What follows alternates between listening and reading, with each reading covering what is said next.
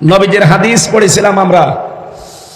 তিরমিজি শরীফে নবীজি বলেন, মান ইত্তাবাআল হুদা বিগাইরিল কোরআন আদাল্লাহুল্লাহ।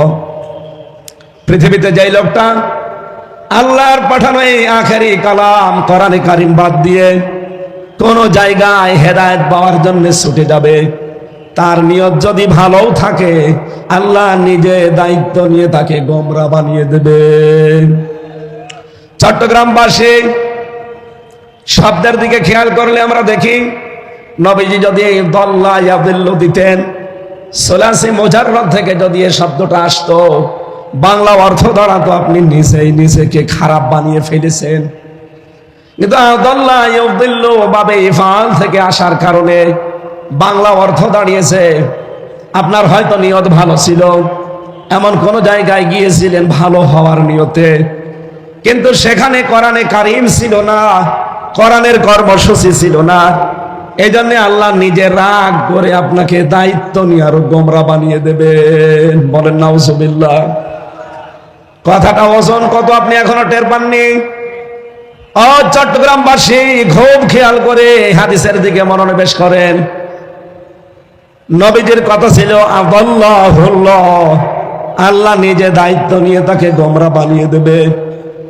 যেহেতু হেদায়েত আমি নিজের হাতে করে এখানে নিয়ে আসি নাই, আর এটা আল্লাহ কারো হাতে দেয়নি, কিয়ামত পর্যন্ত কারো হাতে আল্লাহ দেবেও না।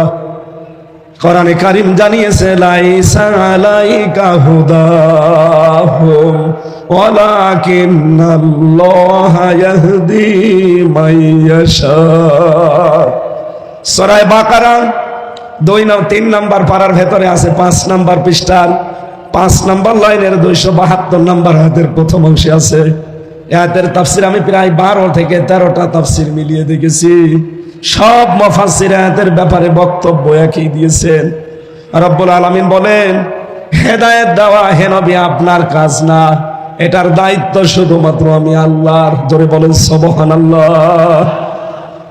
হযরত আবু হুরায়রা একবার গাছ লাগাচ্ছিলেন রাদিয়াল্লাহু তাআলা আনহু, হঠাৎ তিনি আনন্দে লাফিয়ে উঠলেন। লোকজন জিজ্ঞাসা করে, আবু হুরায়রা ভালোই তো লাগছিল, হঠাৎ করে আনন্দে লাফালেন কেন?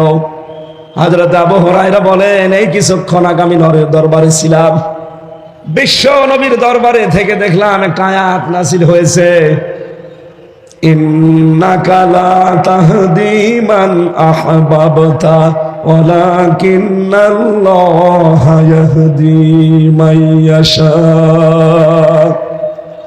আল্লাহ পাক বলেন, হে নবী আপনি যাকে চান ভালোবাসেন তাকে হেদায়েত দিতে পারবেন না, এটা আমি আল্লাহ যাকে ইচ্ছা করি শুধু তাকেই দান করি।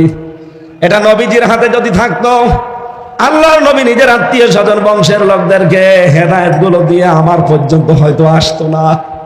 আল্লাহ যেহেতু নিজের হাতে রেখেছেন, আমার মতো আবু হুরায়রাকে আল্লাহ যে পথ দেখিয়েছেন, এই জন্য আমি আজ আনন্দে হাসতেছি। বলেন সুবহানাল্লাহ। চট্টগ্রামবাসী, আমি যে কথাটাই হাদিস থেকে তুলে আনতে চাই, যেখানে কোরআন নেই ওখানে যদি আপনি ভালো হওয়ার নিয়তেও থাকেন, আপনাকে খারাপ বানিয়ে দেবে হামজা।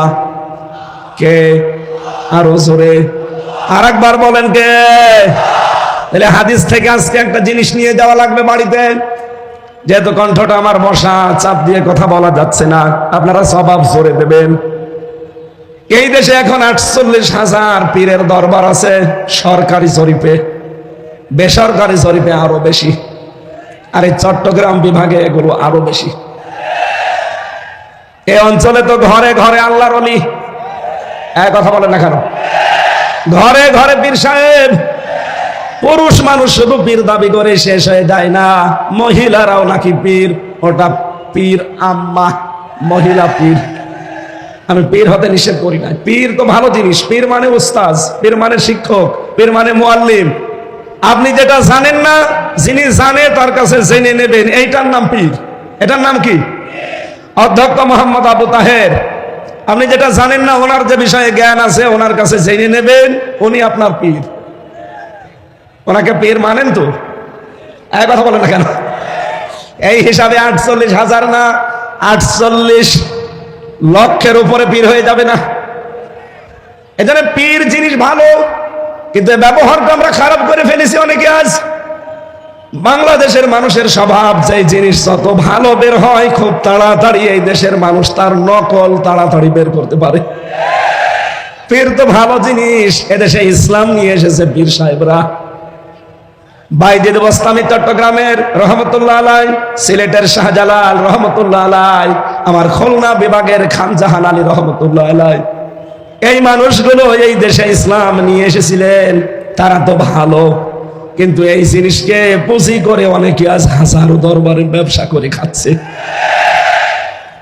এই জন্য ওই সমস্ত দরবারে গেলে, বিশেষ করে চট্টগ্রামের বাইতুল শরফ মরহুম মাওলানা আব্দুল জব্বার রহমতুল্লাহ আলাই, আমি তার জীবনী পড়েছি। ওই সমস্ত সময় তাদের দরবারে আসলে তারা কোরআন তুলে দিত, আল্লাহর এই কোরআন পড়েন, বসেন, আল্লাহকে পেয়ে যাবেন। কিন্তু আমরা আশ্চর্যের সাথে লক্ষ্য করে দেখছি, এই 48,000 দরবারের পরবর্তীতে যারা এ দরবারগুলো এখন দায়িত্ব পেয়েছে, তাদের বংশধর, তাদের সন্তানাদিরা এখনো অনেকে আর কোরআনের উপরে নেই। হাদিস ছিল কি, কোরআন যেখানে নেই ওখানে যদি আপনি ভালো হওয়ার নিয়তেও যান, আপনাকে খারাপ বানাবে কে? এই জন্য এই সমস্ত দরবারগুলোতে মানুষ কিন্তু ভালো হওয়ার নিয়তে আমরা যাই, কিন্তু অধিকাংশ জায়গায় দেখি ভালো হওয়ার পরিবর্তে মানুষ আরো খারাপ হয়ে যায়। আমি নাম ধরে বলছি আপনাকে সরাসরি জানার জন্য। এই বাংলাদেশে হাজার হাজার দরবারের ভেতরে অন্যতম একটা দরবার রাজার কুতুববাগ। এই কথা বলেন না কেন? দেওয়ানবাগ। ওদিকে ফরিদপুরের আটরশি, সুরেশ্বরী, চন্দ্রপাড়া, আমার কুষ্টিয়ার লালনের মাজার, এই চট্টগ্রাম, সিলেট, বরিশাল, এই সমস্ত বিভাগ থেকে মানুষেরা দলে দলে পালে পালে কুষ্টিয়ার লালনের মাজারে যায়। আপনারা জান তো ভালো হওয়ার নিয়তে যে ওখানে আল্লাহর ওলি শুয়ে আছে লালন শাহ, কিন্তু ওখানে কোরআন চলে না, কোরআনের কোন কর্মসূচি ওখানে নেই। ওখানে সব হয় প্রকাশ্য শিরিক, কুফরি আর বেদাত। সারা বাংলাদেশ সহ বিশ্বের আমি যতগুলো জায়গার খবর জানি, গাঁজা খেলে পুলিশে ধরে না আমি পাইনি, কিন্তু লালনের মাজারে পুলিশ পাহারা দিয়ে গাঁজা খাওয়ায়। পৃথিবীতে আমার মনে হয় একটা নিরাপদ জায়গা যেখানে পুলিশ পাহারা দিয়ে গাঁজা খাওয়ায়। এই জায়গায় মানুষ যাচ্ছে ভালো হওয়ার নিয়তে, ভালো হওয়ার পরিবর্তে মানুষ আরো খারাপ হয়ে যাচ্ছে। এই কারণে আগে বিড়ি খেত না, এখন বিড়ি খায়। আগে গাঁজা খেত না, এখন গাঁজা খায়। এই কথা বলে না কেন? কেন? কারণ কোরআন নেই। তুই ওখানে গেলি কেন? বলেন বলেন। সুতরাং এই বাংলাদেশে 48 লক্ষ যদি দরবার তৈরি হয়, যেই দরবারে কোরআন নেই, কোরআনের কর্মসূচি নেই, ওই দরবার যদি আমার বাবাও তৈরি করে, ওই দরবারে আমি আজকে থেকে নেই। কারা কারা সিদ্ধান্ত নিয়ে বাড়ি যেতে পারবেন দেখি হাত তোলেন মুসলমান। লিল্লাহে তাকবীর।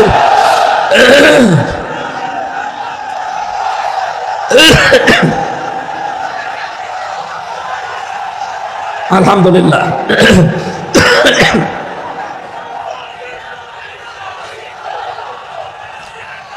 আমার ভাইরা,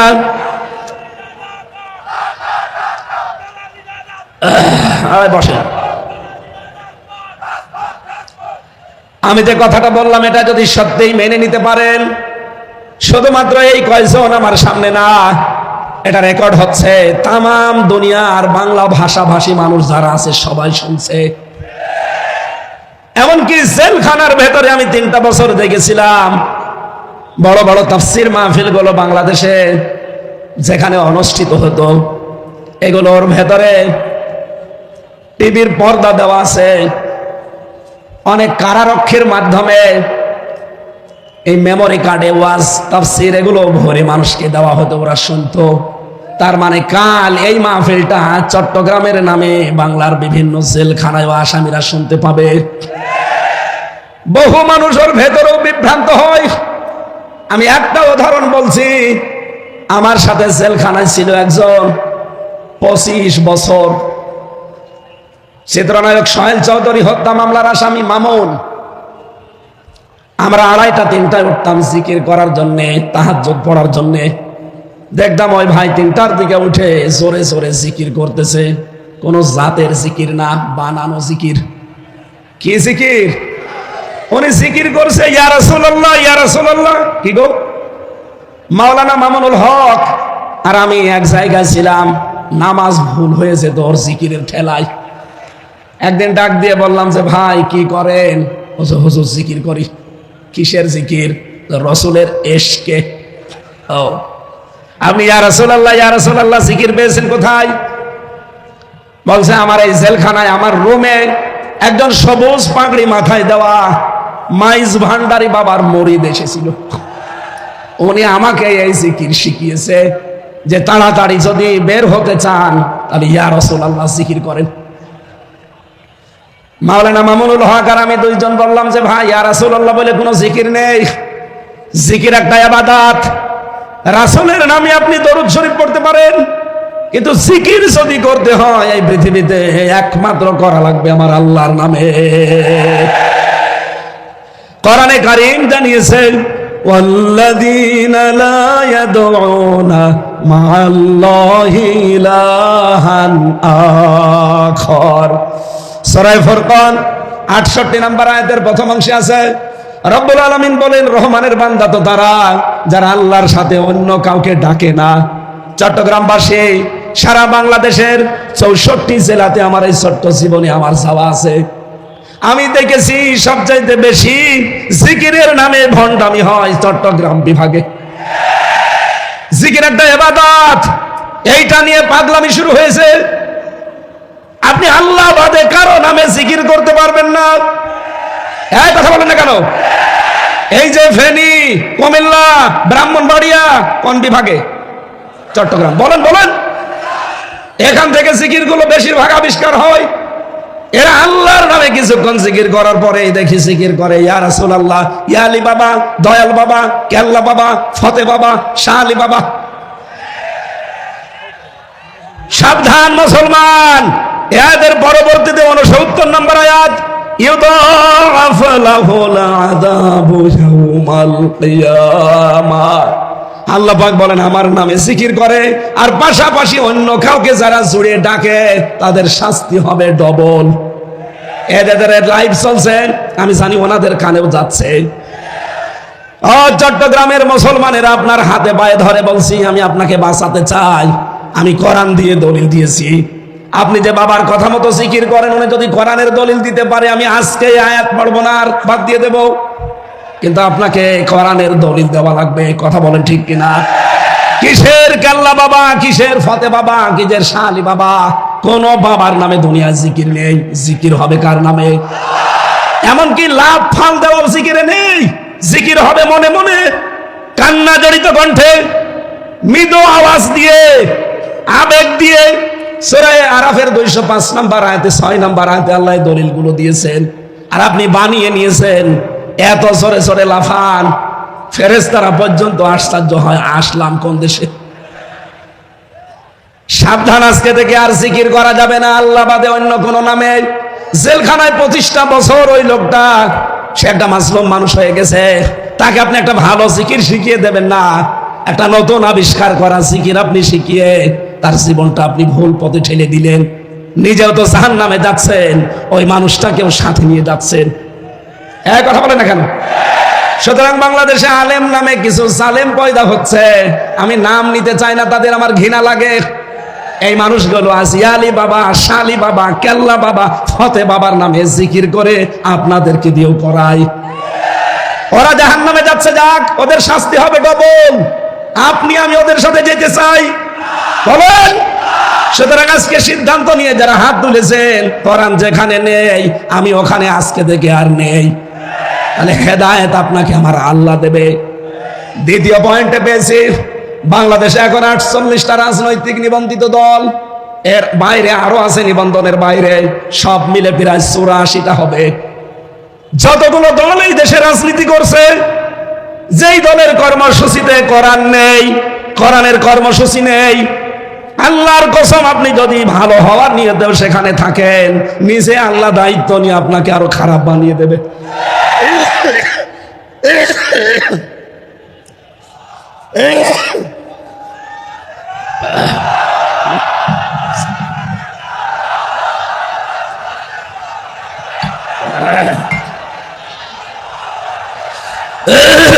ঠিক আছে, বীর চারতলাবাসী, আজকে থেকে এখনই সিদ্ধান্ত পরিবর্তন করা লাগবে। আমি আমার বাবার কথা বলছি না, আল্লাহর কসম আমি আমার ঈমান থেকে কথা বলছি। সুতরাং এই দেশে যেই রাজনৈতিক দলের কর্মসূচিতে কোরআন নেই, ওখানে যদি আমার বাবাও দলের প্রতিষ্ঠাতা হয়, আমি ওখানে যদি যাই আমাকে খারাপ বানিয়ে দেবে কে? সুতরাং আমি আমার বিশাল আখিরাত নষ্ট করতে চাই না। যেই দলে কোরআন নেই ওই দলে আমি নেই। কারা মন থেকে রাজি আছেন দেখি? লিল্লাহি তাকবীর। এই দেখেন তো, হাত তোলেন কে? দেখেন, আলহামদুলিল্লাহ, মাহফিল সাকসেস। বসেন, আমি তো বসতে আর তো বলি না, বসেন। আলহামদুলিল্লাহ, মাহফিল সাকসেস। আর ওয়াজ লাগবে না, এবার মোনাজাত করে দিই। আবার কি ওয়াজ করব? যেই দরবারে কোরআন নেই, যেই দলে কোরআন নেই, এগুলো বাদ দিলে বাংলাদেশে একামতে দিন ছাড়া আর কিছু থাকে না। কথা বলেন না কেন? দল মত নির্বিশেষে হাদিসের উপরে আমল করার তৌফিক কামনা করছি, আল্লাহ যেন দান করেন, বলেন আমিন। আমার আজকের আলোচনার বিষয় না, আমি চালাবো তো অবশ্যই, আমি এমনি বললাম। আমার কণ্ঠটা শুধু মানে সাপোর্ট দিচ্ছে না তাই। আসলে কালকে চুয়াডাঙ্গা জেলা তো গরিব জেলা, ওদের মাইক ওই রকম বাদাম বেচা মাইক, ওরা আমার কণ্ঠটা নষ্ট করে দিয়েছে। ও জেলায় আর যাওয়া যাবে না। শ্বশুর বাড়ি আমার ওই জেলায়, আমার বাবারও শ্বশুর বাড়ি, আমারও শ্বশুর বাড়ি, এই জন্য বেশি বদনামার করা যাচ্ছে না।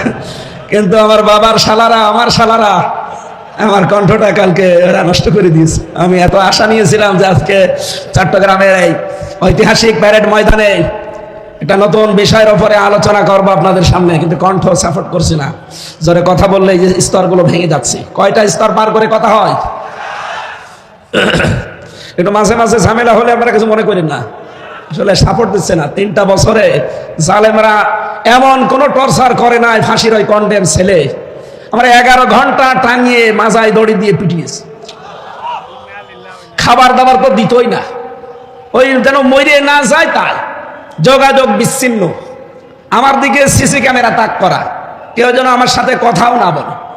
আর দায়িত্বে দিতে আমার কারারক্ষী যারা, দেবদুলাল, সুব্রত বালা, কাঞ্চন কুমার, অসিত রায়, তো সব আল্লাহর ওলি।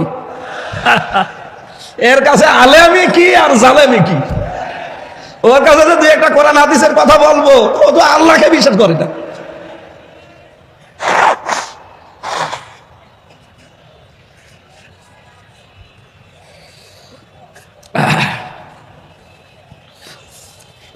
যেখানে ভূতের ভয় সেখানে রাত হয়, এমনি 5-6 দিন আছি জ্বরে, এরপরে আবার এই বড় অনুষ্ঠানটা আমার কপালে পড়ে গেছে।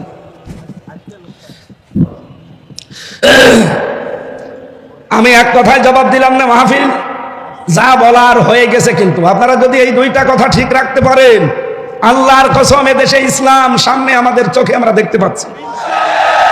কারণ বিজয় যদি আসে তাহলে 9টা লক্ষণ আল্লাহ মানুষকে দেখায়। সূরা নসরের প্রথম 2টা আয়াতে আপনি দেখবেন 2টা আছে, ইযা জা নাসরুল্লাহি ওয়াল ফাত, যখন আসবে আল্লাহর সাহায্য তখন আপনি বিজয় দেখতে পাবেন।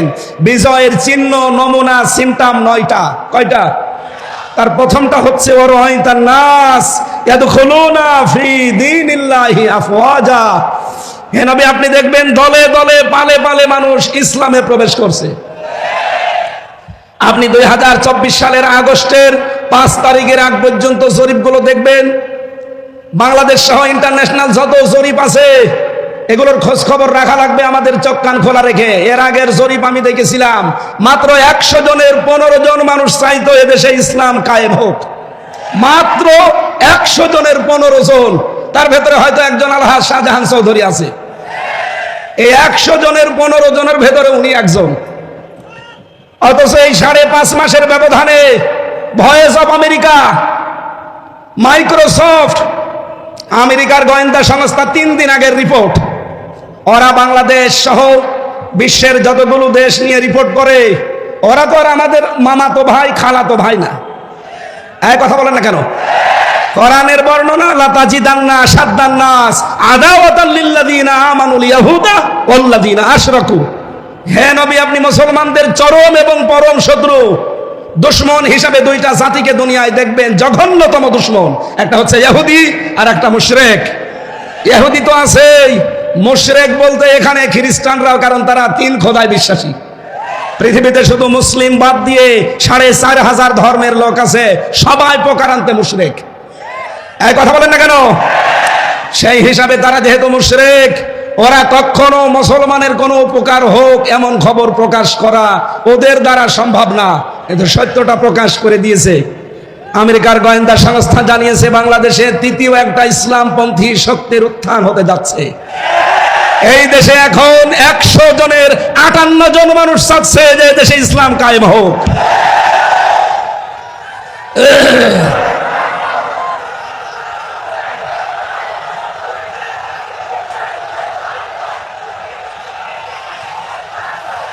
আলহামদুলিল্লাহ।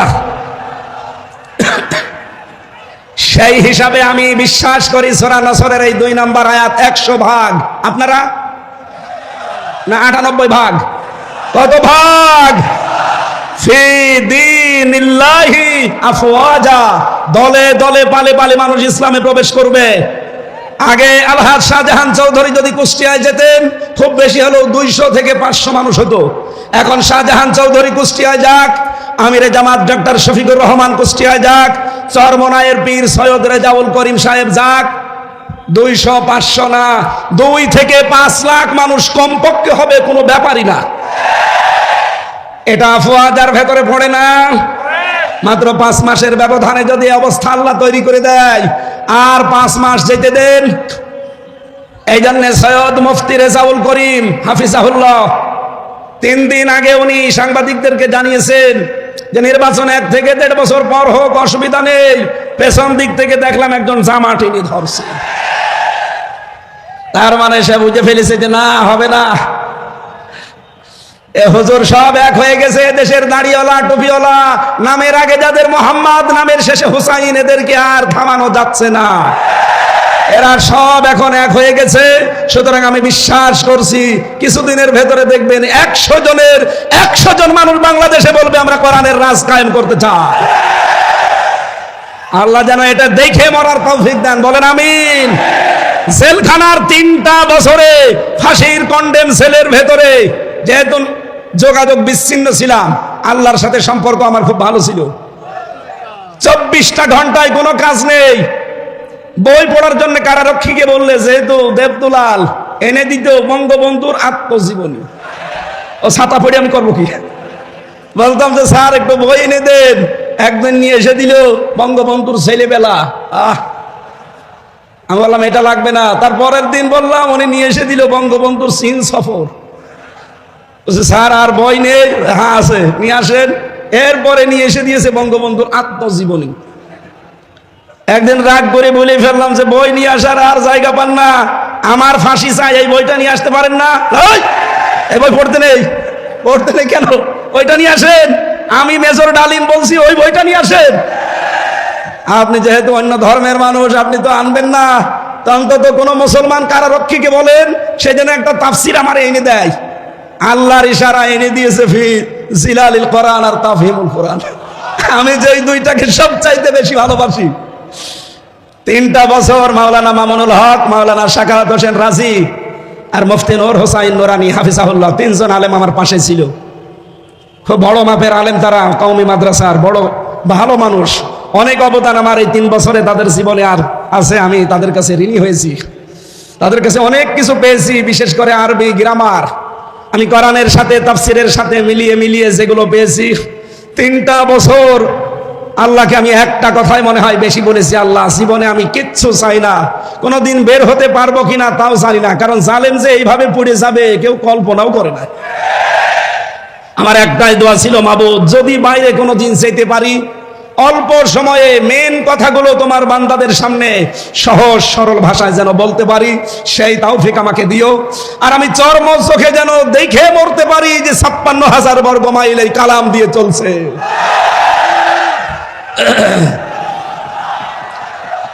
আলহামদুলিল্লাহ। যেহেতু আমি মাসলুম ছিলাম ওই সময়, 3টা বছরই আমি প্রায় অসুস্থ ছিলাম। মাঝে মাঝে কারারক্ষীদেরকে কিছু হাদিয়া তৌফা দিয়ে বলতাম যে ভাই কিচ্ছু চাই না, শুধু আল্লামা সাইদির, উনি যেহেতু হাসপাতালে থাকে মাঝে মাঝে, আমার একটু হাসপাতালে নিয়ে চলেন, অন্তত 10-15 মিনিট সময় পাই, আল্লাহর ওলির কাছ থেকে শেষ কিছু কথা শোনা যাবে।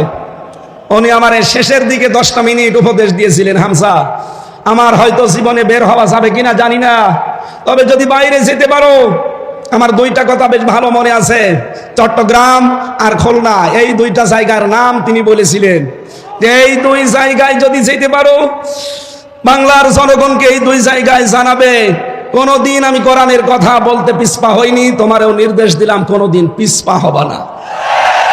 এটা আমার মাথায় হাত দিয়েছিল, আমার মনে হচ্ছে এখন ওনার হাত আমার মাথায় লেগে আছে। আমি ওনার এই কথাটা যেন মরণের আগ পর্যন্ত মেনে চলতে পারি, আল্লাহ তৌফিক দেন, বলেন আমিন। কারণ সেই জবান কোরআন বলে, ওই জবানে কোনো ভয় থাকা উচিত না। কথা বলেন।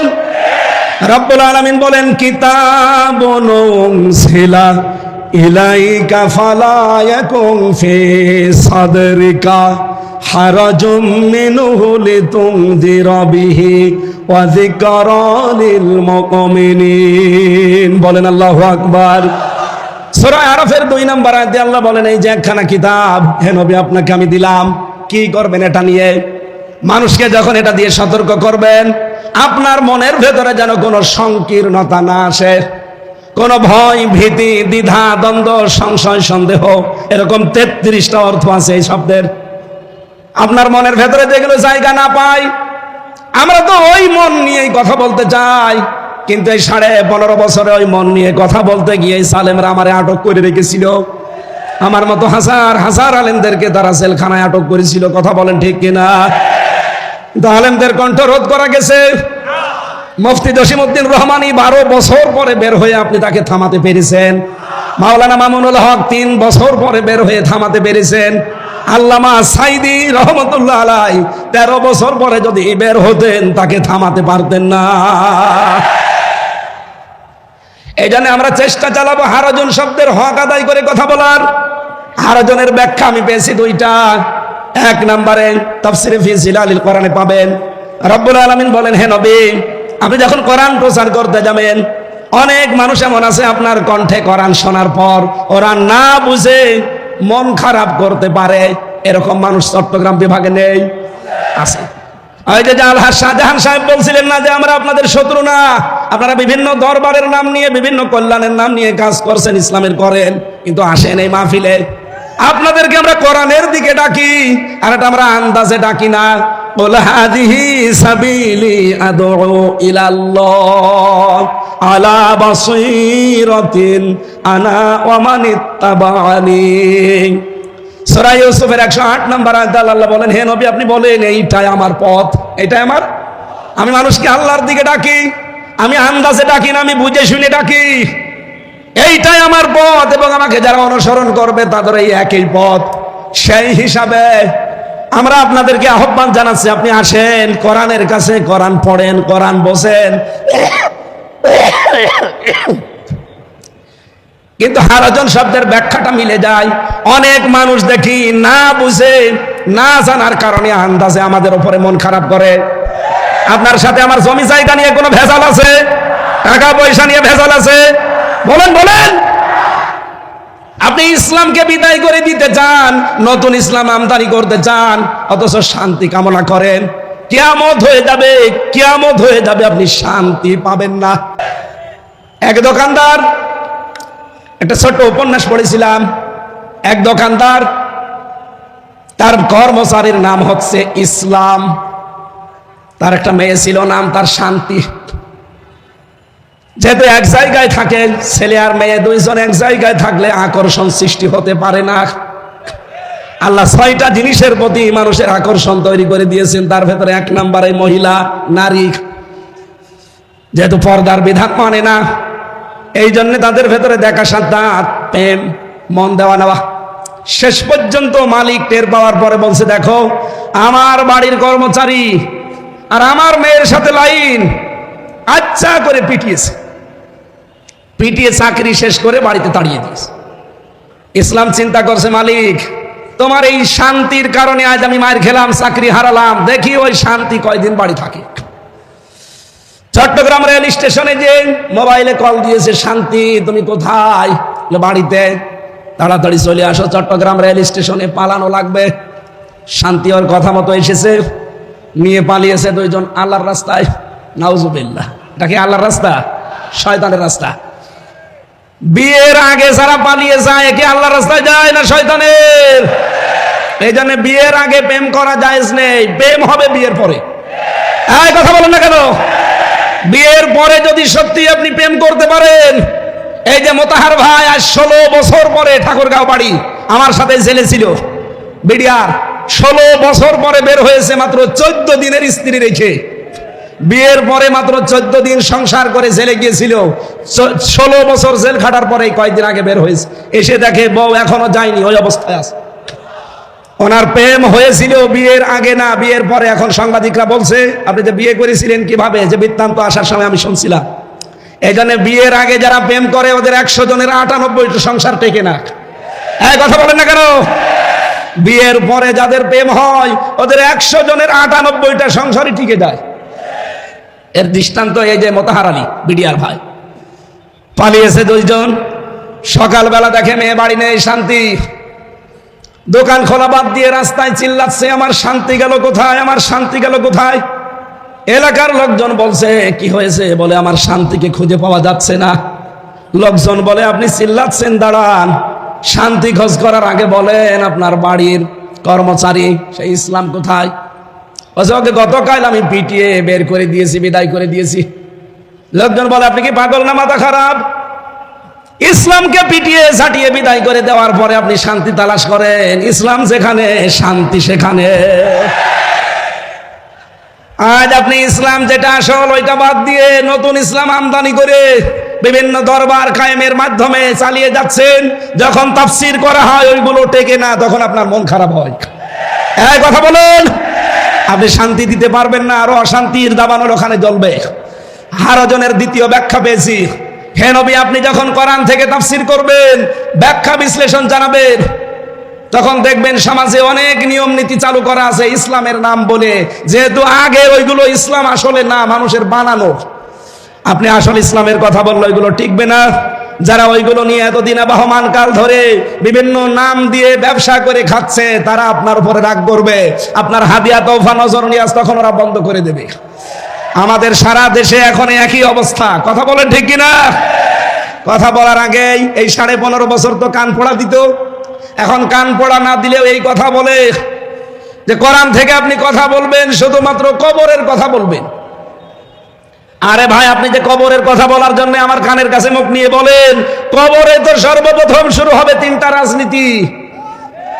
যারা আজ বলেন যে কোরআনের সাথে রাজনীতির সম্পর্ক নেই, আমার এই ছোট্ট মাথার ভেতরে 918 জায়গায় আয়াত পেয়েছি কোরআন দিয়ে রাজনীতি করা লাগবে। আমার চাইতে যারা বড় বড় মাথা নিয়ে বসে আছে ওনারা আরো বেশি পাবে। সুতরাং এই কথাগুলো যারা বলেন, আমার মনে হয় তারা কোরআন মানে কি তাও জানে না। ওদের পেটে যদি আপনি বোম মেরে বলেন যে কোরআন মানে কি, বলেন তো বলতে পারবে না। আমার যতটুকু বিশ্বাস, যারা কোরআনের কথা শুনলে শুধু রাজনীতির গন্ধ খোঁজেন, এখন নতুন নতুন করে কিছু মানুষ তৈরি হচ্ছে। আগামীকাল যিনি আসবেন তার পেছনে অনেকে অলরেডি লেগে গেছে। বিশেষ করে আমার চুয়াডাঙ্গার একজন, চাঁপাইনবাবগঞ্জের স্বামী স্ত্রী 2 জন, কিশোরগঞ্জের এক আল্লাহর ওলি, আগে ছাত্রলীগের সভাপতি ছিল। হাসিনা নমিনেশন দেয়নি, তাড়িয়ে দিয়েছে, বাধ্য হয়ে এখন খয়রাতি আর একটা দলে যোগ দিয়েছে। এই 4 জনের কথা সারা বাংলাদেশে আমি শুনতে পাচ্ছি। মিজানুর রহমান আজহারীর নাম ধরে ধরে বিষদগার চালাচ্ছে। ডক্টর মিজানুর রহমান আজহারীর নামে জামাতের প্রোডাক্ট বলার কারণে আল্লাহ একজন জাহান্নামের কিট জাহান্নামে পাঠিয়ে দিয়েছে। এই কথা বলেন না কেন? সাবেক এক প্রতিমন্ত্রীকে জাহান্নামের কিট ওইটা, কারণ তার আদর্শ মোহাম্মদ রাসূলুল্লাহ ছিল না, ওর আদর্শ ছিল কোনো এক বাবা। এই কথা বলেন না কেন? সাফ কথা বলছি, বাংলাদেশে যার আদর্শ বিশ্ব নবী নয়, আপনি মরে গেলে বিনা হিসাবে বিনা বিচারে জাহান্নামে যাবেন। বিচারও লাগবে না, হিসাবও লাগবে না। আমি বানিয়ে বলছি। সূরা হুদ 12 নম্বর পারা 12 নম্বর পৃষ্ঠার 1 নম্বর লাইনের 98 নম্বর আয়াত। ইয়াকদুমু কওমাহু ইয়াউমাল কিয়ামাতি ফাআওরাদাহুমুন নার ইলা আখির আয়াত। যদিও আয়াতটা ফেরাউন সম্পর্কে নাজিল হওয়া, যত তাফসীর পড়েছি সব মুফাসসির আয়াতের বক্তব্যে সামারাইজ এইটা দিয়েছেন, যেই দলের নেতা জাহান্নামে যাবে ওই দলের কর্মী সব তার সাথে জাহান্নামে যাবে। আপনি এবার বিবেককে জিজ্ঞাসা করে দেখেন, আপনার নেতা কি জান্নাত পাওয়ার মতো? আপনি এমন নেতার আদর্শ মানেন যার রাত 9টার পরে ঠিক মতো পা মাটিতে পড়ে না, তাল গাছকে ধাক্কা দিয়ে বলে ভাই সাইড দিয়ে আর কতক্ষণ দাঁড়াবো, এই কথা বলেন না কেন? এই জন্য রাজনীতির গন্ধ না খুঁজে মাওলানা আজহারীকে যারা জামাতের প্রোডাক্ট বলে চালানোর কারণে মারা তো গেছে, আমার মনে হয় অলরেডি ও জাহান্নামে চলেও গেছে। কারণ তার আদর্শ যেহেতু বিশ্বনবী ছিল না, যার আদর্শ নবী মুহাম্মদ রাসূলুল্লাহ না, সে কোথায় যাবে? আরো জোরে বলেন। এখন যারা এগুলো বলছেন জনগণকে বিভ্রান্ত করার জন্য, উনি অ্যাক্টিভ ভাবে কোন রাজনৈতিক দলের সাথে নাম লিখাননি, কথা বলেন না কেন? আরো জোরে বলেন। আরে ভাই, এই গত 4 দিন আমরা যারা কথা বলছি, মাওলানা আব্দুল্লাহ আল আমিন, মাওলানা কামরুল ইসলাম সাঈদ আনসারী, সাজ্জাদ কামাল উদ্দিন জাফরি হাফিজাহুল্লাহ, আমি আমির হামজা সহ, যদি কোনো ট্যাগ আমাদের পেছনে দিতেন তাও হয়তো কেউ বিশ্বাস না করুক, শয়তান হালকা বিশ্বাস করত। কিন্তু আপনি ওই লোকটার নামে এমন একটা ট্যাগ লাগিয়ে দিচ্ছেন, শয়তানও বিশ্বাস করে না। আল্লামা সাঈদের বিরুদ্ধে যে মামলাগুলো দিয়েছিল তার ভেতরে একটা ছিল ধর্ষণের মামলা। যেই মহিলাকে ধর্ষণের মামলা দেওয়ার জন্য ওই মহিলাকে নিয়ে এসেছে এই যে অ্যাডভোকেট তাজুল ইসলাম, উনি জিজ্ঞাসা করছে, মা আপনাকে আল্লামা সাঈদী ধর্ষণ করেছে? বলছে জি হ্যাঁ। আপনার জন্ম তারিখ কত, জন্ম সাল? যে 1975। 1975 সালে আপনার জন্ম, আর 1971 সালে উনি আপনাকে ধর্ষণ করেছে, ওটা কি রুহের জগতে? এ পোড়াটা যে বানোয়াট, এটা আমি নিজের জীবন দিয়ে টের পেয়েছি। কারণ 3টা বছর পরে আমার এই বানোয়াট মিথ্যা একটা মামলা সাজিয়ে ফাঁসির কন্টেম ছেড়ে রেখে দিয়েছে। 3 বছর আমার জামিন দেয়নি, অথচ আগস্টের 5 তারিখের পর শুধু মামলাটা তুলতে দেরি। আদালত বলছে এ কি দেখে বিচার করব, এর ভেতরে তো কোনো মাল ম্যাটারেস নেই, আমি যে বিচার করব কোনো কিছুই তো পাই না, শুধু জামিন না জান পুরা মামলা খারিজ করে দিলাম। আমি বলতে গেলাম যে আদালত 3 বছর এই মামলা তো আপনার কাছে ছিল, তখন তো বলেননি যে কোনো মাল নেই, আজকে হঠাৎ করে কি হয়ে গেল? এইটাই বলতো হুজুর আমার কিছু করার নেই, আমার হাত বাঁধা ছিল। হ্যাঁ, কথা বলেন না কেন? আজকে আমার হাত খোলা আছে, আজ আমি ন্যায় বিচার করতে পারছি। আমরা বলতে চাই এই দেশে 1628টা চেয়ারে দায়িত্বে ছিল যারা, সবগুলো জালেম আর জালেমদের দোষর। একটাও যেন কোনো চেয়ারে আর থাকতে না পারে, প্রত্যেককে ওখান থেকে নামিয়ে দেন এই জালেম এবং জালেমদের দোষর হওয়ার কারণে। এখানে বৈষম্যের শিকার ছিল এই 17 বছর যারা, তাদেরকে বসান। এই কথা বলেন না কেন? এবং এই 1628টা চেয়ারে যারা বসবে তাদের প্রত্যেকের হাত আমরা দেখতে চাই আবু সাঈদের মতো এভাবে খোলা থাকবে।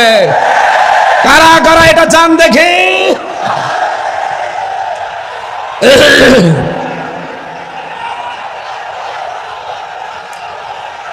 আলহামদুলিল্লাহ।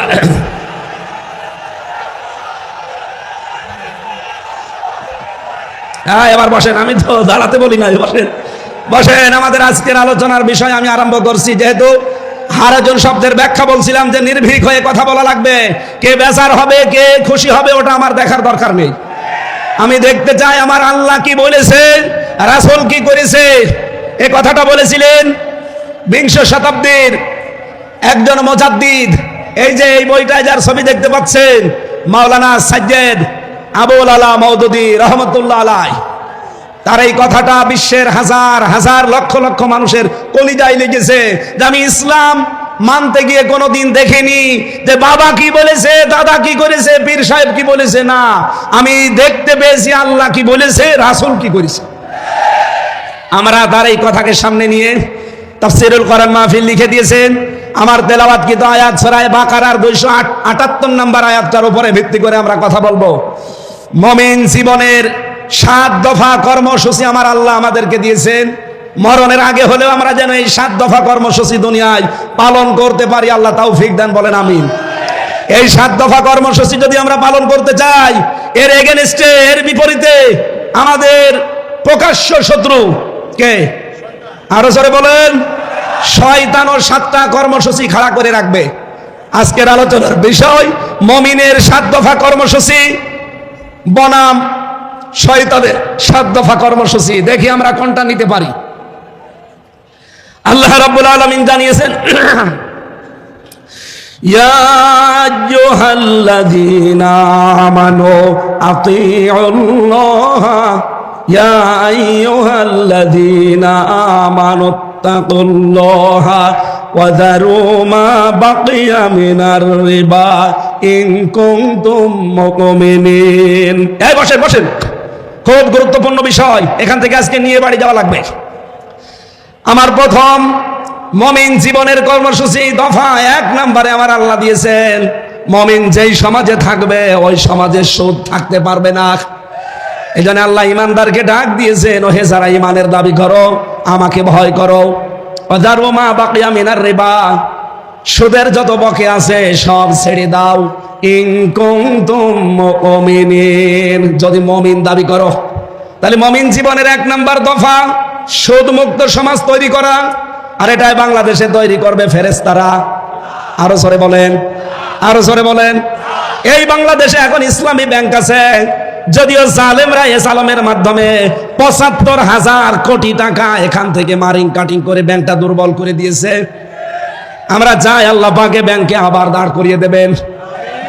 এই ব্যাংকে মোশারাকা, মোদারাবা, মোরাবাহা, বায়ে সালাম, বায়ে ইস্তেসনা, বায়ে মুআজ্জাল, বায়ে ওয়াহেদা সহ প্রায় ২৮টা নিয়ম নীতি আছে ইসলামী অর্থনীতিতে। এই বাংলাদেশে যত ব্যাংকিং সেক্টর আছে, ব্যাংকিং ব্যবস্থা আছে, সমাজে এই দেশে যদি সরকারিভাবে যাকাত কায়েম হয় সবগুলোতে ইসলামী অর্থনীতির ভিত্তিতে ব্যাংক চলবে। কথা বলেন ঠিক কিনা? তখন ইচ্ছা করলেও আপনি আর সুদ খেতেও পারবেন না, সুদ দিতেও পারবেন না। আজ চট্টগ্রামের বিভিন্ন এলাকায় আমরা শুনেছি টাকা ছেড়ে রাখে, টাকা আসে না নেই? বলেন বলেন। ১,০০০ টাকা দিলে মাসে মাসে ২০০ টাকা করে বেশি দেয়, তার মানে ১২০০ টাকা দেয়। এটা মায়ের সাথে জেনা করার গুনাহ হচ্ছে। চট্টলাবাসী, আজকে থেকেই কঠোর সিদ্ধান্ত নেওয়া লাগবে, আগামীর বাংলাদেশ হবে সুদ মুক্ত বাংলাদেশ। এটার জন্য যদি দল করা লাগে, এটার জন্য যদি মিছিল করা লাগে, এটার জন্য যদি মিটিং করা লাগে, এটার জন্য যদি ভোট দেওয়া লাগে, মুমিন জীবনের প্রথম দফা যেহেতু এইটা, এই কাজে আমরা আছি না নেই? আল্লাহ তাওফিক দান, বলেন আমিন। 2 নম্বরে বেশি দফা, মুসলিম না হয়ে আমরা কেউ মরব না। সূরা আলে ইমরানের 102 নম্বর আয়াতে আল্লাহ দলিল দিয়েছেন, ইয়া আইয়ুহাল্লাযীনা আমানুত্তাকুল্লাহা হাক্কা তুকাতিহি ওয়া লা তামুতুন্না ইল্লা ওয়া আনতুম মুসলিমুন। ওহে যারা ঈমানের দাবি করো, আমি আল্লাহকে ভয় করো যেভাবে ভয় করা উচিত, আর তোমরা মরবা না যতক্ষণ তোমরা মুসলমান না হতে পারো। আমাদের জাতির পিতা হযরত ইব্রাহিম আলাইহিস সালাম ইন্তেকালের আগে তার কলিজার টুকরা সন্তানদেরকে ডাক দিয়ে তিনি বলেছিলেন, ওয়া ওয়াসা বিহা ইব্রাহিম বানিহি ওয়া ইয়াকুব ইয়া বানিয়া ইন্নাল্লাহ হাসতাফা লাকুমুদ্দীন ফালা তামুতুন্না ইল্লা ওয়া আনতুম মুসলিমুন। হযরত ইব্রাহিম এবং ইয়াকুব ইন্তেকালের আগে সন্তানদেরকে ডাক দিয়ে বললেন, কলিজার টুকরার সন্তানেরা, অবশ্যই আল্লাহ তোমাদের জন্য একটা দিনকে নির্ধারিত করেছেন, মনোনীত করেছেন। দিন মানে রাতের পরে যে দিন আসবে ওই দিন, ওটা ইসলাম। দিন মানে কি? আরো জোরে বলেন। ওই দিন তোমরা দুনিয়াতে মেনে চলবা, ফালা তামুতুন্না, আর মরবা না, ইল্লা ওয়া আনতুম মুসলিমুন, যতদিন মুসলমান না হতে পারো। এজন্য মুমিন জীবনের দ্বিতীয় দফা হবে, মুসলিম না হয়ে আমরা মরব না। আল্লামা সাইদি রহমতুল্লাহ আলাইহি সারা জীবন যদি নিজে কোরআন পড়তেন, একটা শত্রু বাংলাদেশে পেতেন না। সারা জীবন যদি কোরআন বুঝতেন, একটা শত্রু তার থাকতো না। সারা জীবন যদি কোরআনে কারিম মেনে চলতেন, একটা শত্রু তার বাংলাদেশে থাকতো না। তিনি যেই বলেছেন এই কোরআন আমি নিজে পড়বো, নিজে বুঝবো, নিজে মানবো, শুধু তা না, এটা আমি মানুষকে মানাতে চাই। এই কথা বলুন, তখনই তার শত্রু হয়ে গেছে। চট্টগ্রামের আলেমদের আলেম হাজার হাজার আলেমের উস্তাদ, হেফাজত ইসলাম বাংলাদেশের সাবেক আমির মরহুম আল্লামা শাহ আহমেদ শফি রহমতুল্লাহ আলাইহি যতদিন বলেছেন আমি কোরআন পড়বো, বসবো, নিজে মানবো, একটা শত্রুতার ছিল না, এদেশে অনেকে চিনতও না। যেই বলেছে না আমি এটা মানুষকে মানাতে চাই, তখনই তার নাম হয়ে গেছে তেতুল হুজুর। এই জন্য আমাদের এই দেশে আমি মুসলমান না হয়ে মরবো না। এই কর্মসূচি হাতে নিলে অবশ্যই কিছুটা কিছু বাধা আসবে, সব বাধা আমি উতরিয়ে যাব, কারণ এটা আমার জীবনের দফা। 3 নম্বর দফায় বেশি ওসিলা ধরতে হবে জিহাদকে। কাকে?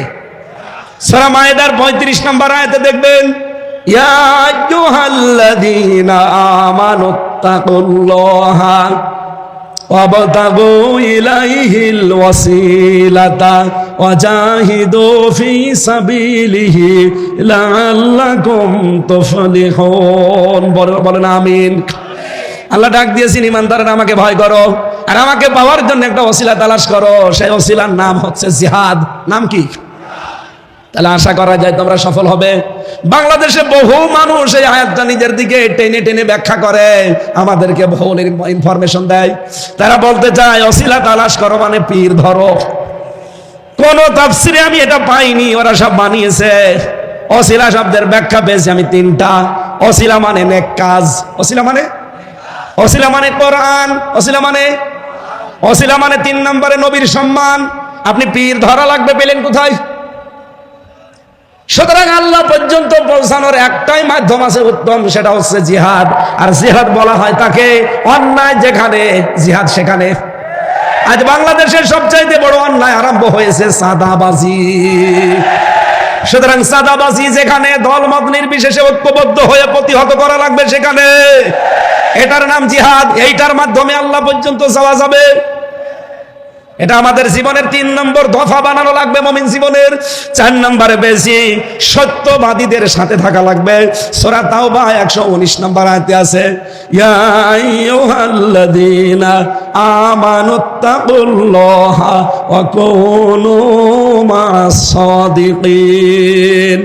ওহে যারা ঈমানের দাবি করো আমাকে ভয় করো, আর দুনিয়ায় যারা সত্যবাদী তাদের সঙ্গে থাকো। জোরে বলেন সুবহানাল্লাহ। সত্যবাদী পৃথিবীতে আল্লাহর দৃষ্টিতে তারা, এই দুনিয়ায় যাদের সম্পর্ক কোরআনের সাথে আর কোরআন কায়েমের সাথে।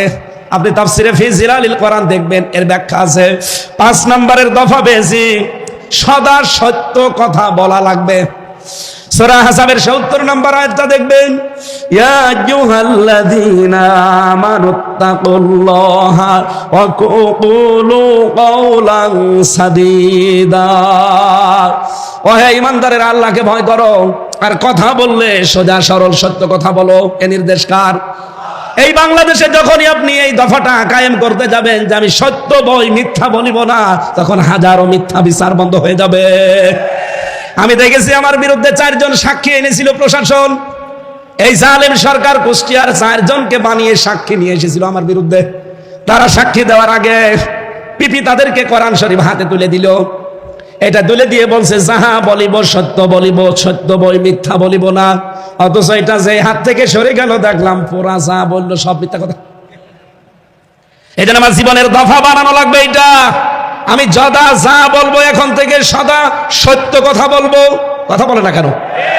6 নম্বরে আমি দফা পেয়েছি মুমিন জীবনের, এইটাই আমার মনে হয় আসল দফা। এখন থেকে বিশ্ব নবী মুহাম্মদুর রাসূলুল্লাহকে একমাত্র আদর্শ মানা লাগবে। সূরা হাদীদের 28 নম্বর আয়াতটা আপনি তাফসীর খোলেন, ইয়া আইয়ুহাল্লাযীনা আমানুত্তাকুল্লাহা ওয়া আমিনু বিরাসূলিহি ইউতিকুম কিফলাইনি মির রাহমাতিহি ওয়া ইয়াজআল লাকুম নূরা তামশুনা বিহি ওয়া ইয়াগফির লাকুম আল্লাহু গফুরুর রহিম। ওহে যারা ঈমানের দাবি করে আমাকে ভয় করো, ওয়া আমিনু বিরাসূলিহি, আর আমার রাসূলের উপর ঈমান আনো। আই আতিউল্লাহ আতিউর রাসূল। এখানে তাফসিরে হাক্কানির ভেতরে মুফাসসির লিখেছেন রাসূলের উপর ঈমান আনা মানে তার আদর্শ মেনে চলা। আমি এজন্য আগেই বলেছি আপনাকে জীবনের দফা বানাবেন এইটা। যাদের জীবনে রাসূল ছাড়া অন্য কেউ আদর্শ, আপনি আজকে লিখে নিয়ে যেতে পারেন। মরণের পরে কবরে দিলে বিশ্ব নবীকে যখন দেখিয়ে বলবে মান হাজার রাজুল, আপনি বলবেন লা আদরি, আমি চিনি না। কিন্তু আমি বলতে পারবো হাদা নবিয়্যুনা মুহাম্মাদুর রাসূলুল্লাহ সাল্লাল্লাহু আলাইহি সাল্লাম, কারণ আমি এই জীবনে বিশ্ব নবী বাদ দিয়ে কাউকে আদর্শ মানি না।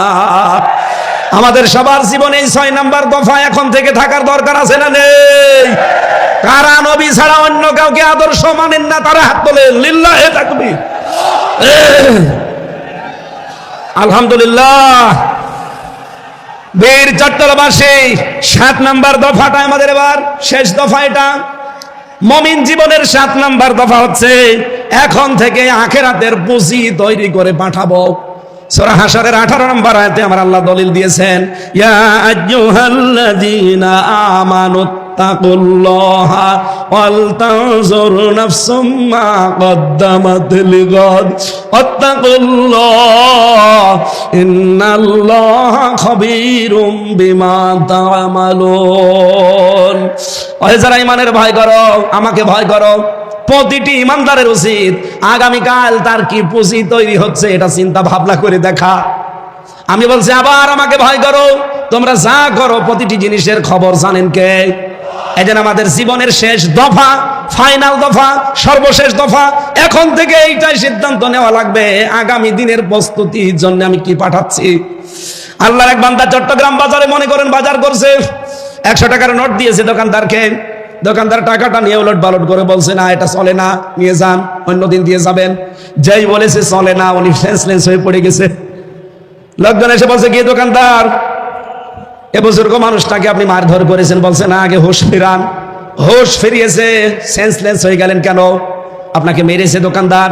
লোকটা বলে না, সেন্সলেস হলেন এই টাকাটা দিয়েছিলেন মানে উলট পালট করে দেখে বলছে এর মাঝে যে লাল দাগ থাকার দরকার ছিল একটা দাগ ওইটা নেই, এটা অসল টাকা, এটা চলে না।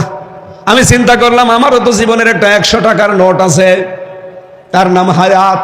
আমি যদি এখনই মারা যাই, কবরে আমাকে যদি আল্লাহ দিয়ে দেয়, জিজ্ঞাসা করে বান্দা তোর যে জীবন নিয়ে আসলি এই জীবনটা অসল। এর ভেতরে শয়তানের যে 7 দফা ছিল প্রত্যেকটাই পাওয়া যাচ্ছে। শয়তানের 7 দফার প্রথম দফা, শয়তান চায় মানুষকে শিরকে নিমজ্জিত করতে। যখন পারে না দ্বিতীয় দফায় যায় সে মানুষকে কুফরি করাতে। এটাও যখন পারে না 3 নম্বরে তখন সে মানুষকে দিয়ে বেদাত করায়। আর বাংলাদেশে এটা সবচাইতে বেশি। 4 নম্বরে ও মানুষকে যখন আর পারে না বেদাত করাতে তখন কবিরা গুনার দিকে নিয়ে যায়।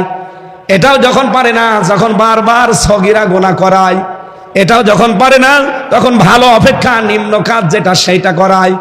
এইটাও যখন পারে না 7 নম্বরে তখন তাকে কষ্ট আর মুসিবতের ভেতরে ফেলে দেয়।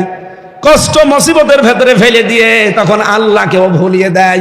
মানুষ যখন কষ্ট মুসিবত বিপদের ভেতরে নিজের হাতে নিজে পড়ে যায়, কোনো বিপদ আপদ কিন্তু আল্লাহ মানুষের উপর দিতে চান না, সব আমাদের হাতের কামাই করা।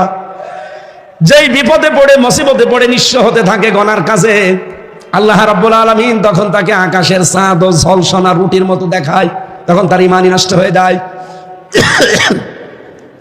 লোকটা ডাক দিয়ে বলছে আমি চিন্তা করলাম আমারও তো একটা 100 টাকার নোট আছে। আল্লাহ পাক যদি বলে বান্দা শয়তানের যে 7 দফা ছিল তোর আমলনামার ভেতরে, জীবনের এই ভেতরে সব দফাগুলো পাওয়া যায়। শিরিক পাওয়া যায়, কুফরি পাওয়া যায়, বেদাত পাওয়া যায়, কবিরা গুনাহ পাওয়া যায়, বারবার সগীরা গুনাহ করতে সেটা পাওয়া যায়। সবগুলোই তো পাওয়া যাচ্ছে। এই অসল আমলনামা দিয়ে আমার বানানো জান্নাত তোকে দেওয়া সম্ভব না। তখন আমার কি হবে এই চিন্তা করে আমি সেন্সলেস হয়ে গেছি। আমি যখন একা একা থাকি মাঝে মাঝে আমার চিন্তা হয় রব্বুল আলামিন যদি বলে হামজা 2024 সালের ডিসেম্বর মাসের 31 তারিখ পর্যন্ত তোরে মাফ করে দিলাম, যা তোর জবাব দেওয়া লাগবে না। তোর এই 33 জানুয়ারি মাসের 1 থেকে আজকে 29-30 তারিখ, এই 30টা দিনের হিসাব দিয়ে তুই জান্নাতে চলে যা। আমার মাঝে মাঝে চিন্তা হয় একা থাকলে যে আমার এই 30 দিনের হিসাব দেওয়াও সম্ভব না। আপনারা পারবেন? এই জন্য 7 নাম্বার দফাটা এখন থেকে আরম্ভ করেন, আখিরাতের জন্য কিছু পুঁজি তৈরি করে পাঠান। আমি সহ যারা এসেছি প্রত্যেককে আল্লাহ পাক এই 7টা দফা মেনে চলার তৌফিক দিন, বলেন আমিন। শয়তানের এই 7 দফায় ঝাঁটার বাড়ি দিয়ে আজকেই বিদায় নিতে পারি, আল্লাহ তৌফিক দেন, বলেন আমিন। আগামীকাল যেহেতু এর চাইতে আরো 10 গুণ মানুষ বেশি আসবেন আপনারা, আমি জানি। এক একজন অন্তত 4-5 জন করে নিয়ে আসবেন। ডক্টর মাওলানা মিজানুর রহমান আজহারি শ্রদ্ধাবাদন বড় ভাই আগামীকাল আসবেন। আমি আমার যতটুকু কণ্ঠ এবং স্বাস্থ্য দুইটাই আজকে শেষ, একটাও সাপোর্ট দিচ্ছে না, জোর করে আসলে হয় না। যতটুকু বলেছি এই গলার উপরে আর জীবনের উপরে জোর দিয়ে আল্লাহ আমাদেরকে মেনে চলার তৌফিক দিন। আগামীতে কোনো জায়গায় সুন্নতি ময়দানে আগামীতে এক জায়গায় আসবো ইনশাল্লাহ। এরপরে আরো বাঁশখালীতে আসার কথা আছে, যেখানে এখানে আসবো, কোরআন থেকে হাদিস থেকে কথা বলবো ইনশাআল্লাহ। আজকের মতো শেষ করছি, আমিন।